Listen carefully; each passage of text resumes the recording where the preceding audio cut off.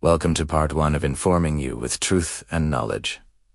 Believe what you will. But honestly, if you do the research, you will know. It's about time people realize that all these little arguments over the world do not matter. We need to wake up to what causes them. Yes, people, it's all on purpose. Government power is not a crown, a flag, or a face on a screen. It is an architecture cold, recursive, and self-correcting. It does not require belief to function. It does not require loyalty. It requires only participation, and participation is no longer optional. From birth, each individual is logged, measured, categorized, and assigned value.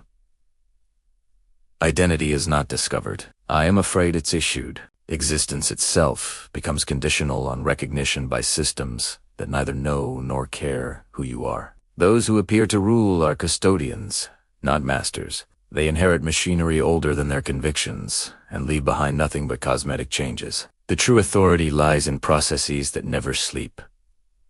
Algorithms that sort lives, bureaucracies that grind time into compliance, financial structures that convert survival into leverage. Power no longer announces itself with force. It embeds itself in routine. It becomes invisible by becoming normal. Control is not imposed through chains, but through necessity. Food, shelter, healthcare, employment, movement each is mediated through approval. Nothing is explicitly forbidden. It is simply made inaccessible. Permissions replace rights. Access replaces freedom. You are not told no. You are told not yet, not elegy, not compliant, not aligned. Resistance is rendered impractical long before it is punished. Debt is the new shackle. It binds the future before rebellion can even be imagined. A person drowning in obligation cannot afford defiance. Every choice is weighed against consequences engineered to discourage deviation. Survival becomes a negotiation, and the terms are non-negotiable.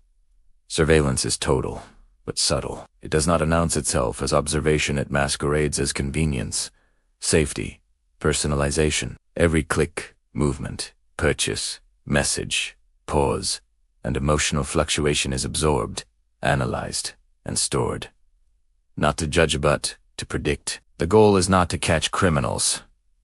It is to preempt unpredictability. A population that can be modeled does not need to be controlled aggressively. It simply needs to be nudged. By the time dissent forms, it is already mapped. Networks are traced before they organize. Reputations are eroded before accusations are made. Opportunities evaporate quietly. Accounts close. Invitations stop coming. The dissenter is not jailed. They are isolated, and isolation is more effective than force. Information is curated with surgical precision. What is presented as truths is not entirely false. It is incomplete by design. The most dangerous facts are not hidden. They are drowned. Endless noise replaces censorship. Contradictions pile up until certainty feels naive. History is edited not by rewriting, but by forgetting. Context disappears. Causes are detached from effects. Patterns are labeled coincidence. Language itself is weaponized. Words that once named injustice are redefined until they lose their edge. Dissenting language is framed as instability. Skepticism becomes ignorance. Obedience becomes virtue. Silence becomes intelligence. Those who ask questions are not refuted. They are pathologized. The conversation is not one, it is made impossible. Justice, in this system, is asymmetrical. Laws are rigid where obedience is required and elastic where power is exercised. Accountability dissolves upward. Decisions are fragmented across committees, departments, contractors, and automated processes until no one can be held responsible. Harm is processed as data. Casualties become statistics. Suffering becomes collateral, necessary, unfortunate but unavoidable. Morality is outsourced. Conscience is replaced with compliance. Individuals are no longer asked to decide what is right, only what is permitted. The system absolves participation by diffusing guilt. No one person caused this. Everyone simply followed procedure. Over time, enforcement becomes unnecessary. The population learns the boundaries instinctively. People censor themselves before speaking, adjust their beliefs before questioning, and abandon thoughts that feel inconvenient. They mock rebellion as childish. they call submission realism. Freedom is reframed as chaos, and control as care. What was once oppression is rebranded as stability. Eventually, the most profound transformation occurs. People begin to defend the system that confines them. They police one another. They shame deviation. They confuse safety with virtue and conformity with goodness. The system no longer needs to shape behavior. It has reshaped identity. At this stage, the loss is complete. The people no longer remember what autonomy felt like, only what it cost, and the cost has been made to seem unbearable. This is the final form of power, not domination through violence, but domination through acceptance. Not tyranny imposed from above, but order sustained from within. A world where control is so embedded that it no longer feels like control at all. The government does not fear the people. It has already taught them who they are allowed to be. What the public called government was only the outer shell. Behind the visible institutions, assemblies, courts, ministries, elections, there existed another layer. One that never appeared on ballots and never addressed the people. It had no flag, no anthem, no public mandate. It did not govern in cycles. It governed in continuity. This hidden structure was not built to rule, it was built to endure. Crises were its native environment. War, collapse, panic, emergency. These were not failures of governance, but opportunities for consolidation. Each disaster expanded its reach. Each exception, quietly, became precedent. The public leaders believed they were in control. Most were never corrected.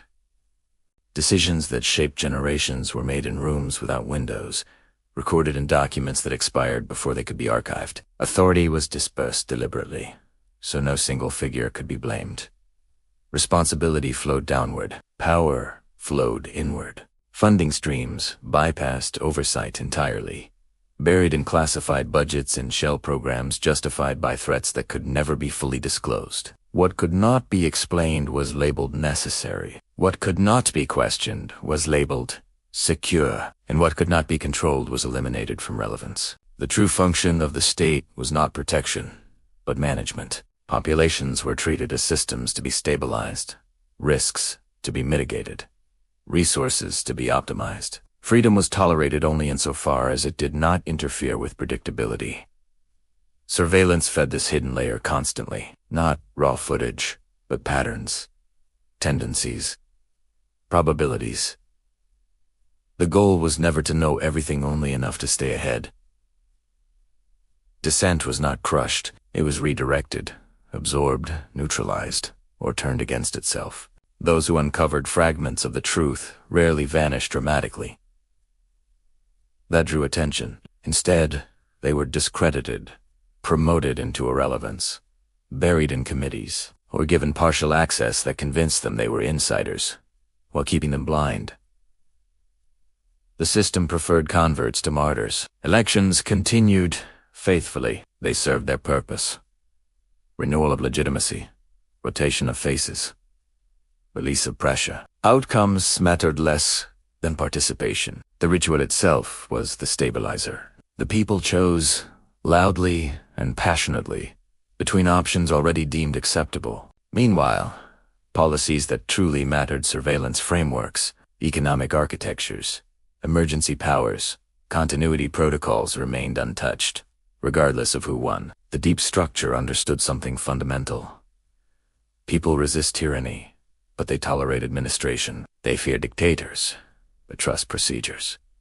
So everything was procedural. Every act was justified by regulation, precedent, or risk assessment. No cruelty was personal.